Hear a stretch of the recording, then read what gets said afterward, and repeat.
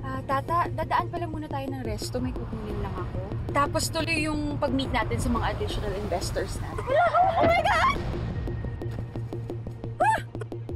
Hindi! Suskin mo! Oh my God! Okay ka lang ba? Wala! Tata, tulungan mo ako! Okay ka lang ba? Hello? Hello? Anak! Tata! Naku, dalhin kaya natin siya sa ospital. Tulungan mo ako! Wait, teka! Kilala ko yan! Ha? Yan yung kaibigan ni Venice, yung... Venice? James! James yung pangalan niya! Venice, hindi pa tayo tapos. Magbabayad ka! Venice! Venice! Hala, dali na natin siya sa ospital! Tulong!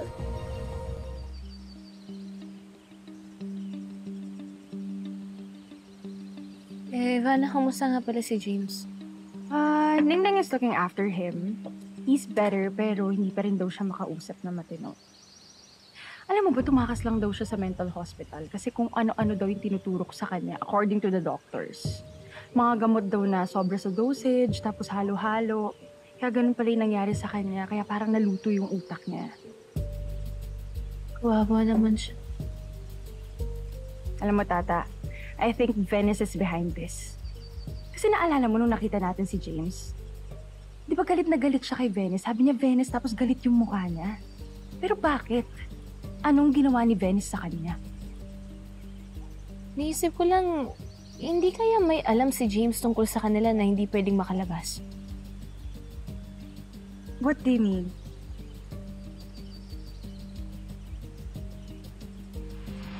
Siyempre.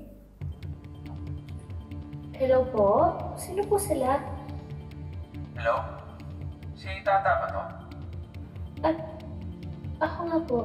Sino po kayo? Si James to. James? Sino po James?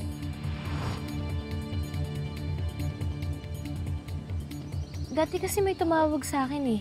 Sabi niya siya daw si James. Tapos kailangan niya daw ko kitain. Akala ko prank lang so hindi nangyari. Pero ang sabi niya, may importante daw siyang sasabihin sa akin. Well, maybe he was supposed to tell you a secret? A secret na connected kay Venice? Diba? Which would explain why they did this to him. Pero ano?